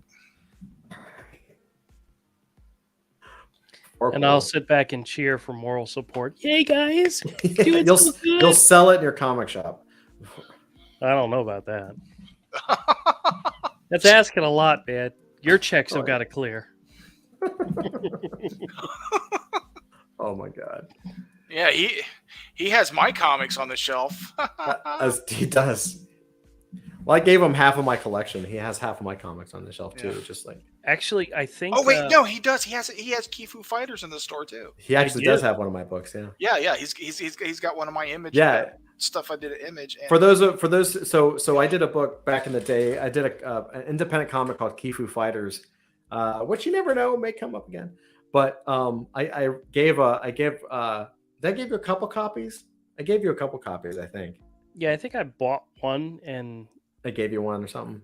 Gave me 10, something like that. Something like that. Anyway, I went to a store and they were like in his bin for sale. Dude, the copies of my books that he has are his only copies, and he's got those for sale too. I love it. The heavy metals I sold, but I sold them to Kodiak. So cool. That works. So I in the family. So I like that Vorpal as April O'Neil tie-in. That's pretty cool. Because she kind of blends the she could blend the like half between like April O'Neil and half between like April O'Neil and that Appleseed thing, because she has kind of like a killer instinct to her. Cool. Maybe this story starts with the new recruit getting all this info dumped on him, like this is what the rest of your life is going to be about, and they question it. They don't believe it. They want to investigate. They want to find out what the hell's, and they reach out to Vorpal as somebody to help investigate, and they talk to different characters to try to find out the origin, and they go through this list of characters and other people as well in order to find out the origin, the truth. Maybe the end of the story is she meets the solar mannequin. Maybe she becomes a, I hate to bring up Dan Slott, but Dan Slott had a storyline with Silver Surfer in which Silver Surfer had like a girlfriend. Right. Not that this character would be Silver Mannequin's girlfriend, but maybe like a Doctor Who companion type thing. I don't know. There's a lot of possibilities here. And if you guys don't realize, we throw out references like we're throwing darts at a dartboard. It's excellent. It's excellent. Well, if you steal everything and mash it all together, it's something new. That's right. That's right. That's interesting. Doctor Who companion. That's actually pretty cool. Well, that also brings up that just triggered something too, where it doesn't. Well, it would have to be. It doesn't. Yeah, you would want it to be present day. Maybe the end of this story leads into the retelling of Blood and Metal. Maybe this story comes first, really. Maybe. Yeah, you could do, well, chronologically, sure. Well, chronologically, Blood Metal comes first, but right. In our overall spectrum of things, right? Austin says clairvoyant then for Doctor Who. I know I'm probably tempting chaos by asking this, but is there any way we can fit Heinous into this? No. Yes. No. Andrew's just like, Andrew defaults to no with Heinous. Heinous is a very popular character. He's one of the heroes that the general what's his name uses. Yeah. For situations, so he could be called in. He wouldn't have a clue why he was there. He would just be like, I need this handled. I don't know. We could. How would Heinous fit in? I'll have to think about that. Maybe the new recruit is asking too many questions, and General Steele says we need to knock her off. Send Heinous to do it. Oh, as long as you're not sending sub guy, I'm fine with it. Subdued, whatever. Or better, or maybe I think bring in Carl. I'm thinking we could use Carl. Carl is kind of like the guy, the guy of last resort. So he's the guy the general calls in when the costumes, when the costume guys fail to deliver. You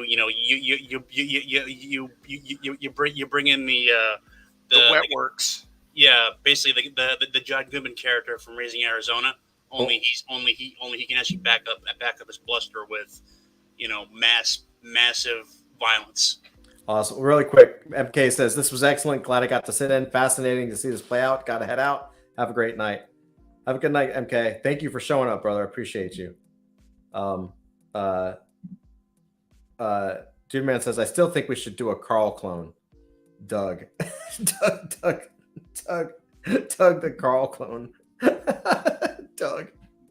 That's good. Oh man. Okay, well, let me ask you this. What we've said a couple things that trigger the event, but we haven't actually so there's a new recruit. What is it that this new recruit discovers that would set her, because I think we all see a her, would set her on this adventure. Well, you remember that? Remember in some of those stories, it was either Avery or Drew who was bringing up a character named Taryn. You guys remember that? Yep. Maybe that could be the new recruit. We could do that. And when that does, we don't also have to keep the name, but yeah, we could. I'll go ahead and pop that in there.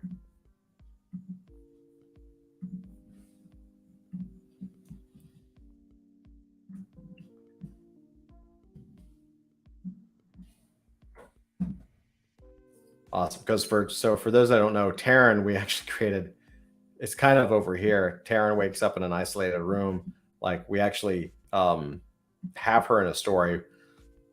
It's a placeholder. It could also be a superhero character that we have. It's just throwing out ideas at that point. Yeah, I remember the name, but I don't remember anything about her. She's the one that wakes up from the nightmare. She leaves the hospital, cars are abandoned, city is eerily quiet. She doesn't remember who she is or where she is. She needs to discover who she's self-discovery at that point. She's trying to figure out who the hell she is.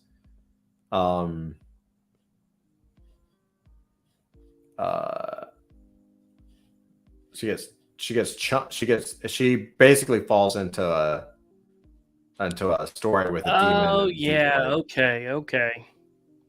This is the one that Devoid shows up to protect. Calls her my queen. Right. Taryn and D get to hell or something. Yeah, okay. I remember making up parts of those stories. I just forgot the name. And then flying monkeys. Flying ninja monkeys. Or demon monkeys. Something flying like that. Ninja demon monkeys, yes. Yeah. Flying ninja demon. Oh my god.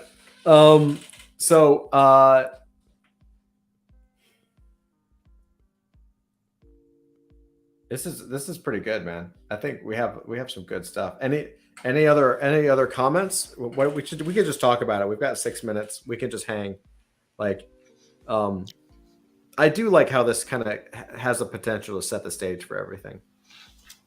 All right, I have to tell you, Avery, what? I finally rewatched all 3 seasons of Deadwood in order to watch the movie. Mm-hmm. That sucked. The movie sucked.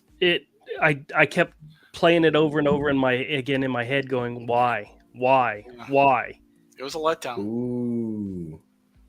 Really quick, sorry to interrupt.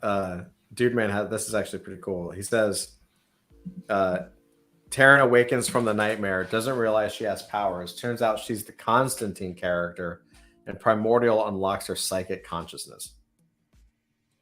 Ooh, the Primordial unlocking people's powers. That is definitely something that could be there. He wants super powered snacks because he's a super powered being. Maybe from his time in Blood and Metal in the gladiator pits, he wants a challenge. He wants somebody to try to fight him.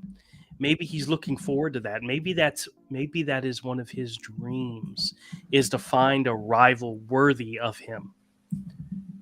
Maybe that's what the superpower beings be developing from, is his desire to have something that can try to kill him. No, he just likes spicy Takis. I swear to God, if Taryn is a redhead, I'm sold. She's a blonde.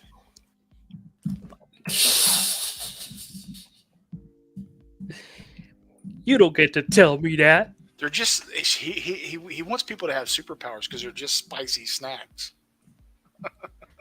Maybe.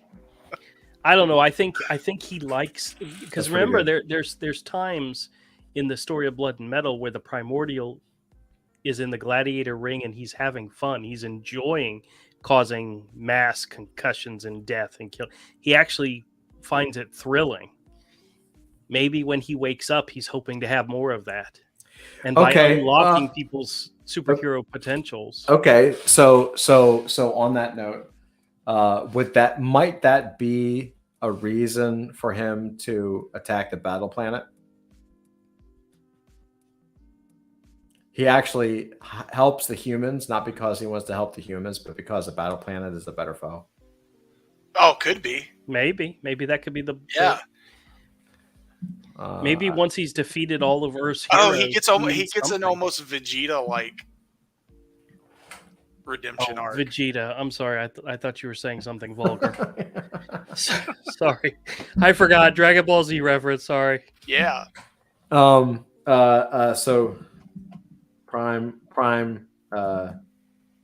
triggers powers, so he has something to consume or fight. I think both are worthy, and or fight.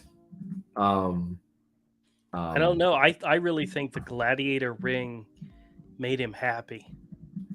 And maybe that's one of those human emotions that he still is holding on to the entire time he's hibernating, is the joy of causing carnage and winning. And maybe the solar mannequin, through his eyes, he sees that humans are just, they're ants to him. He needs wasps. He needs vipers. He needs something that can challenge him. It also even to give him just a little bit more of like a human element. Not that we have to, but one of the reasons he might want to continue the gladiator like fight is because, like you said, the gladiator time is the joy of his life. Maybe sure he enjoyed winning, right? But it was also the approval of his mother, the queen, right? That it has a but okay. Right? I mean, approval from the parent, right? We all want our mommies to be proud of us. So right, exactly. Even giant hulking destructive monsters.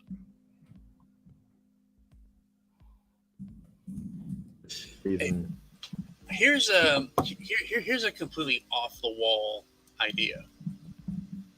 What if the queen mother from the Blood and Metal, survived?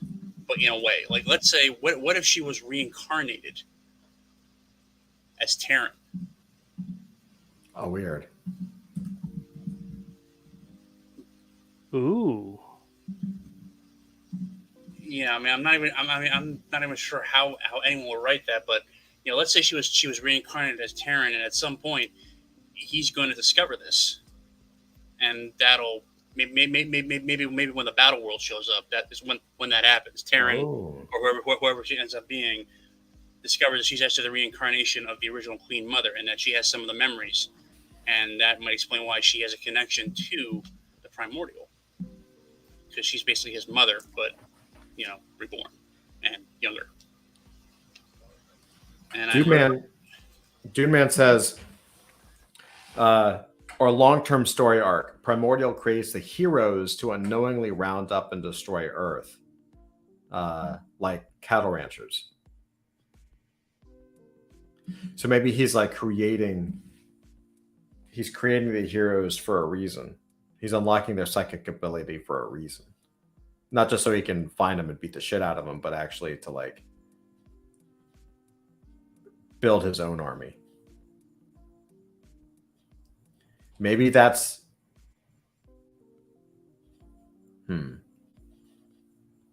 It almost feels like one of the brother things.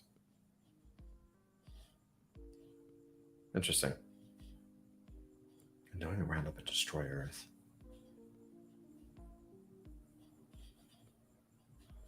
I have to think about that. That's a really interesting concept. Maybe the superheroes is the next army that Steel needs to bring together in order to fight the Primordial. It's just the next in a line of armies to create.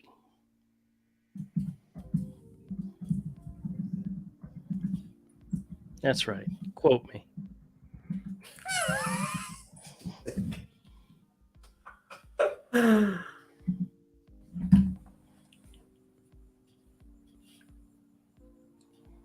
All right, I think we have an excellent start. And I'll even put like cattle ranchers up here to give Dude Man credit. That's a good reference. Yeah, this is pretty great. That's a really good start. Really strong. Maybe the general is in part Steel, because you remember in the story, the general saw everybody as a potential weapon, a tool to use to get what he wants. Steel does the same exact thing with the superheroes and the armies of the world. Maybe there's a connection there somewhere. Just a thought. Yeah. A lot to think about. This is great. What a productive session. Yeah. Yeah. Who needs Flint? You tell him. Tell him I said that. Okay. Who needs Flint? Yeah. Who needs Flint? Except for all the coding. Except for literally all of everything else. Yeah. Poor guy couldn't make it because he's preparing everything for the launch tomorrow. Yeah, Flint makes a lot happen. Yeah, he does. Dude Man says General is a long-term double agent. Ooh, that's kind of a cool concept. Maybe his motivations are the same exact thing as the general from Blood and Metal. He wants to rule the world, and in order to do so, he's got to defeat the Primordial, meaning he uses every single tool at his disposal, including everybody. Yeah, he ultimately wants to take over the other branches of that organization too, the cult too. What a bastard! General could be a double agent. So many ideas. It's so good. Well, this is a pretty awesome thing. I mean, I highly, if you guys haven't read this in chat, if you guys have not read the Blood and Metal outline, I highly recommend it. It's in Discord. We have it in Discord under the Lore Games channel. I believe you have to be an adult, but I think everyone here is an adult holder. So go check it out. Read it. The beat sheet on the far left is the basic story. And then all this is basically the story outline.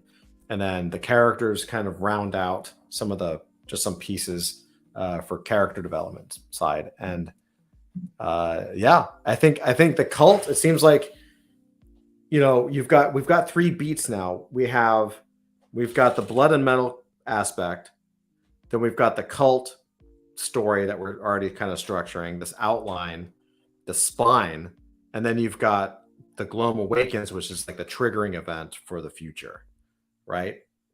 Those seem like 3 very big events to me, like 3 pretty good tent poles, right? Yes, Todd, that was great. Yeah. Oh, Avery dropped. Oh, nope, there he is. He came back. I guess. Oh, yeah, I hit. Oh, now you put him at the bottom square. Screw you, Todd. Good night, everybody. I was clicking to unmute to say, yeah, good idea. And I hit start cam, which kicked me out. Oh, my God. So funny. Austin, dude, man, thank you, brother. He says he digs it. With that, we're going to call it. We did 2 hours. That's our cap. So, everybody, thank you so much. MK, dude, man, of course, thank you, brother, for coming out. Carrots, thank you for coming out. Willie, thank you for coming out. Dusty, I guess. I'm just kidding. Thank you, buddy, for coming out as well. And of course, Zach, Drew, Avery, thank you guys as well. This is it's coming out fantastic, man. It's gonna be really good. We're building some cool stuff here. And with that said, again, thank you guys. Hop into Discord. Also, before I forget, because I can't forget, do not forget tomorrow, Friday evening, 9 p.m. Eastern, we are launching the haildraconis.cleverera.com mint. It is a collab between Hail Draconis and Adult Fantasy. In fact, I'm going to show this real quick. I know it's late, but just give me a second. Let me just pop this up. Let's see. Let's see. haildraconis.cleverera.com, if I can spell correctly at this late evening time. Here we go. I'm going to pop this over. We should see it real quick. Boom. So haildraconis.cleverera.com. Tomorrow evening, this goes live. We have everything about the drop. It's adult fantasy technology. Hail Draconis is our first official partnership. We've got a couple of variant covers that are exclusive to this drop. One done by Hail Draconis, the team at Hail Draconis, that features Heinous and Dildor, and one that I've done as a cover. And in fact, we're going to be showing that very, very soon. In fact, I think we're already talking about it. We'll be posting it in Discord real soon. And there are 10 variant covers for the free mint. So there's a paid mint for the Adult Fantasy collab covers. These are exclusive. And then we have 10 variant covers, which are free. All you have to do is click it and get it. And we're using Azuki 721A for a contract. So it's a very low gas.